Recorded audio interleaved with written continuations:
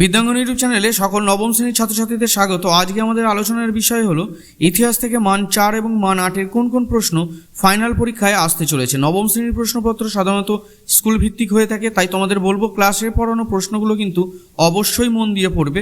তার বাইরেও কিছু প্রশ্ন কিন্তু তোমাদের পড়ে রাখতে হবে।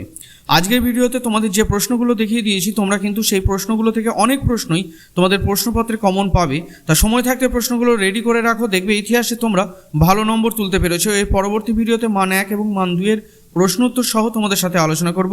আজকের ভিডিওতে কোনো রকম প্রশ্নের উত্তর থাকছে না, শুধুমাত্র প্রশ্নগুলো নিয়েই তোমাদের সাথে আলোচনা করছি। তা চ্যানেলে নতুন হয়ে থাকলে চ্যানেলটিকে সাবস্ক্রাইব করে দাও এবং পাশে থাকা নোটিফিকেশনের বেল আইকনটিকে অন করে দাও এইরকম ধরনের নিত্য নতুন নোটস এবং সাজেশন সবার আগে পাওয়ার জন্য। তাহলে দেখে নাও যে সমস্ত প্রশ্ন তোমাদের থার্ড ইউনিট অর্থাৎ ফাইনাল পরীক্ষায় আসতে চলেছে। প্রশ্নগুলো জানার আগে আমরা একটু সিলেবাসটা দেখে নেব। সিলেবাসে দেখো মান 4-এর যে প্রশ্ন, প্রথম, দ্বিতীয়, তৃতীয়, চতুর্থ, পঞ্চম, ষষ্ঠ অধ্যায় থেকে মোট 12টি প্রশ্ন আসবে, লিখতে হবে 6টি।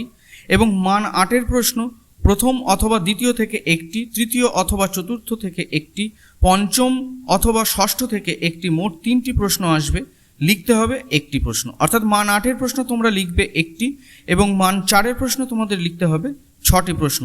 সপ্তম অধ্যায় থেকে কোনো রকম মান 4 এবং মান 8-এর প্রশ্ন তোমাদের থাকছে না।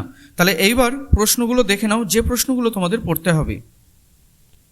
তাহলে দেখো, নবম শ্রেণীর ইতিহাস প্রশ্ন প্রস্তুতি থার্ড ইউনিট এক্সামিনেশন বিভাগ ঘ থেকে 7-8টি বাক্যে উত্তর দাও। মান 4-এর যে 12টি প্রশ্ন আসবে, 6টা তোমাদের লিখতে হবে। তা সেই প্রশ্নগুলো কি কি হতে পারে সেই প্রশ্নগুলো দেখে নাও। প্রথম প্রশ্ন, হিটলারের নাৎসিবাদী পররাষ্ট্রনীতি ও কর্মসূচির সংক্ষিপ্ত বিবরণ দাও। 2 নম্বর হচ্ছে রুশ জার্মান অনাক্রমণ চুক্তি সম্পর্কে একটি টিকা লেখো। 3 নম্বর হচ্ছে দ্বিতীয় বিশ্বযুদ্ধের জন্য হিটলার কতটা দায়ী ছিলেন। 4 নম্বর, দ্বিতীয় বিশ্বযুদ্ধ কীভাবে আন্তর্জাতিকতাবাদকে সুদৃঢ় করেছে। 5 নম্বর, লেনিনের এপ্রিল থিসিসের মূল বক্তব্য কী। 6 নম্বর, রাশিয়াতে বলশেভিক বিপ্লবের তাৎপর্য কীভাবে বিশ্লেষণ করবে।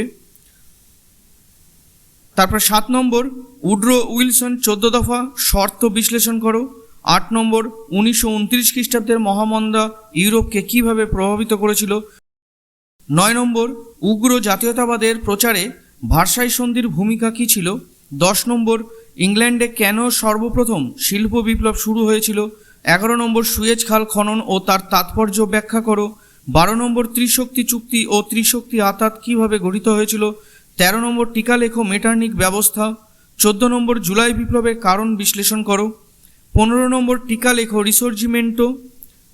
16 নম্বর, বলকান জাতীয়তাবাদের উদ্ভবের কারণগুলি বিশ্লেষণ করো। 17 নম্বর, ক্রিমিয়ার যুদ্ধের গুরুত্ব বিশ্লেষণ করো। 18 নম্বর, টিকা লেখো কোড নেপোলিয়ান। 19 নম্বর, মহাদেশীয় অবরোধ ব্যবস্থায় নেপোলিয়ানের পতনের জন্য কতটা দায়ী ছিল। 20 নম্বর, টিকা লেখো আসিয়া রেজিম। 21 নম্বর, টিকা লেখো বাস্তিল দুর্গের পতন। 22 নম্বর, টেনিস কোর্টের শপথ ও তার গুরুত্ব লেখো। তা যে প্রশ্নগুলোর পাশে 4টে করে স্টার চিহ্ন দেওয়া আছে, তোমরা সেগুলো বেশি গুরুত্ব দিয়ে পড়বে, আর যেগুলোর পাশে 2-3টে স্টার আছে তোমরা সেগুলো মোটামুটিভাবে মুখস্থ করে রাখবে।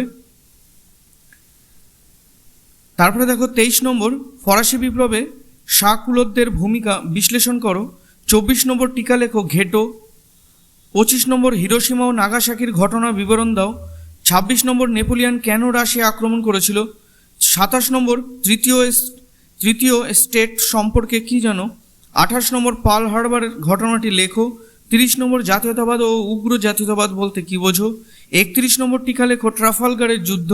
32 নম্বর, টিকা লেখো ভার্সাই সন্ধি। 33 নম্বর, ফরাসি বিপ্লবের নারীদের ভূমিকা আলোচনা করো। 34 নম্বর, টিকা লেখো ধর্মমীমাংসা চুক্তি। 35 নম্বর, এমস টেলিগ্রাম সম্পর্কে টিকা লেখো। 36 নম্বর, দ্বিতীয় বিশ্বযুদ্ধের জন্য তোষণ নীতি কতখানি দায়ী ছিল। 37 নম্বর, টিকা লেখো অপারেশন বারবারোসা। 38 নম্বর, স্পেনের গৃহযুদ্ধের কারণ কী ছিল। 39 নম্বর, ফরাসি বিপ্লবের পক্ষে জনমত গঠনের দার্শনিকদের ভূমিকা কী ছিল। 40 নম্বর, 1929 খ্রিস্টাব্দে বিশ্ব অর্থনৈতিক মন্দার কারণগুলি লেখো। তাহলে 40টা প্রশ্ন তোমরা এই মান 4-এর প্রশ্ন ভালো করে পড়বে। তোমরা কিন্তু অবশ্যই 100% দিয়ে বলছি, তোমরা কিন্তু এখান থেকেই তোমাদের স্কুলে কিন্তু কমন পেয়ে যাবে। তোমরা এই 40টি প্রশ্ন মান 4-এর পড়ে রাখো, যে কোনো 12টি প্রশ্ন আসবে এবং তোমাদের লিখতে হবে 6টি। তোমরা কিন্তু 6টাই এখান থেকে অবশ্যই কমন পেয়ে যাবে। তারপরে দেখে নাও যে বিভাগ উম এখান থেকে যে কোনো 3টি আসবে, লিখতে হবে একটি। 15টি বা 16টি বাক্যে উত্তরগুলো লিখতে হবে। মান 8-এর প্রশ্ন। এই প্রশ্নগুলো কি কি পড়বে সেগুলো দেখে নাও। তাহলে বিভাগ উম যে কোনো 3টি আসবে, লিখতে হবে একটি প্রশ্ন। 15টি বা 16টি বাক্যে লিখতে হবে মান 8-এর প্রশ্ন। ষষ্ঠ অধ্যায় থেকে যে প্রশ্নগুলো তোমরা পড়বে, প্রথম প্রশ্ন, দ্বিতীয় বিশ্বযুদ্ধে অক্ষশক্তির পরাজয়ের কারণগুলি কী ছিল? 2 নম্বর, বিশ্ব ইতিহাসে দ্বিতীয় বিশ্বযুদ্ধের প্রভাব বা ফলাফল আলোচনা করো। 3 নম্বর, জার্মানির নাৎসিবাদী আদর্শের বিভিন্ন দিক চিহ্নিত করো। তাহলে ষষ্ঠ অধ্যায় থেকে এই 3টি প্রশ্ন তোমরা অবশ্যই ভালো করে পড়বে। তারপরে চলে আসছি পঞ্চম অধ্যায়। তা পঞ্চম অধ্যায় থেকে কী কী প্রশ্ন? না, প্রথম প্রশ্ন, ভার্সাই চুক্তির অর্থনৈতিক শর্তগুলি কী ছিল? এই চুক্তি কিভাবে উগ্র জাতীয়তাবাদী প্রচারে হাতিয়ার হয়ে উঠেছিল? 2 নম্বর হচ্ছে স্পেনের গৃহযুদ্ধ ও তার গুরুত্ব আলোচনা করো। গুরুত্ব মানে হচ্ছে ফলাফল। 3 নম্বর, ইটালিতে কিভাবে ফ্যাসিবাদী শক্তির উত্থান ঘটেছিল? মুসোলিনি কিভাবে ইতালিতে তার একনায়কতন্ত্র কায়েম করেন? তাহলে পঞ্চম অধ্যায় থেকেও কিন্তু এই 3টি প্রশ্ন পড়বে। এবার হচ্ছে চতুর্থ অধ্যায়। চতুর্থ অধ্যায় থেকে যে প্রশ্নগুলো পড়তে হবে, প্রথম প্রশ্ন, কার্ল মার্কসের মতাদর্শ কোন কোন গ্রন্থে প্রকাশিত হয় এবং শিল্প সমাজের সমালোচনা সম্পর্কে তার মূল বক্তব্য কী ছিল? ভেরি ভেরি ইম্পর্টেন্ট প্রশ্ন। 2 নম্বর, না ইংল্যান্ডে প্রথম শিল্প বিপ্লব গড়ে উঠেছিল কেন? আলোচনা করো। চতুর্থ অধ্যায় থেকে দুটো প্রশ্নই কিন্তু খুব ইম্পর্টেন্ট, একটা না একটা তোমরা পেয়ে যেতে পারো। তৃতীয় অধ্যায় থেকে কি কি প্রশ্ন পড়বে দেখো। প্রথম প্রশ্ন দিচ্ছে, রক্ত লৌহ নীতি বলতে কি বোঝো? বিসমার্ক কিভাবে এই নীতির সাহায্যে জার্মানিকে ঐক্যবদ্ধ করেন? 2 নম্বর,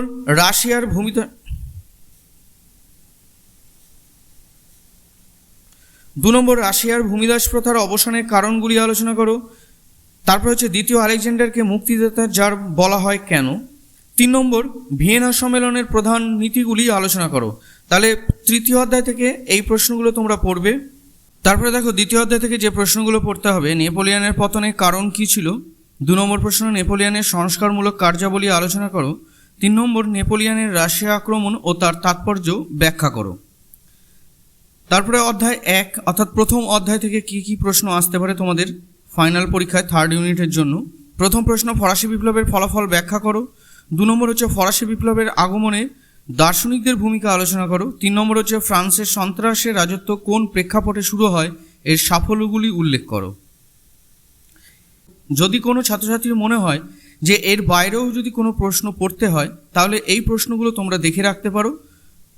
প্রথম প্রশ্ন, ক্রিমিয়া যুদ্ধের কারণগুলি আলোচনা করো, এই যুদ্ধের ফলাফলগুলি লেখো। 2 নম্বর হচ্ছে স্পেনের গৃহযুদ্ধ সম্পর্কে একটি সংক্ষিপ্ত আলোচনা করো। 3 নম্বর হচ্ছে উড্রো উইলসন ও 14 দফা নীতি সম্পর্কে আলোচনা করো। 4 নম্বর হচ্ছে মহাদেশীয় অবরোধ কাকে বলে, কিভাবে এই ব্যবস্থা কার্যকর হয়েছিল। 5 নম্বর, ভিয়েনা সম্মেলনের 3টি মূল নীতি ত্রুটি সহ আলোচনা করো। তাহলে এক্সট্রা কোশ্চেন হিসাবে তোমরা এই 5টি প্রশ্ন পড়ে রাখতে পারো। তাহলে নবম শ্রেণীর ছাত্রছাত্রীদের বলবো যে মান 4 এবং মান 8-এর থেকে যে প্রশ্নগুলো তোমাদের আসতে পারে, সেই প্রশ্নগুলোই আমি তোমাদের সাথে এতক্ষণ ধরে আলোচনা করলাম। এই প্রশ্নগুলোর উত্তর তোমরা সহায়িকা থেকে অথবা নিজেদের গৃহশিক্ষকের কাছ থেকে সহজ ভাষায় তৈরি করে নিয়ে তোমরা বাড়িতে পড়তে থাকো। এখান থেকে অনেক প্রশ্ন কিন্তু তোমরা ফাইনাল পরীক্ষার জন্য কমন পাবে। তাই নবম শ্রেণীর ইতিহাসের জন্য মান 4 এবং মান 8-এর কী কী প্রশ্ন পড়তে হবে সেই প্রশ্নগুলো আজকে দেখিয়ে দিলাম। মান 1 এবং মান 2 নিয়ে আলোচনা করব, সেগুলো কিন্তু সম্পূর্ণ উত্তর সহ থাকবে। তা প্রত্যেকে ভালো থেকো। এর পরবর্তী ভিডিওতে আবার তোমাদের সাথে দেখা হচ্ছে।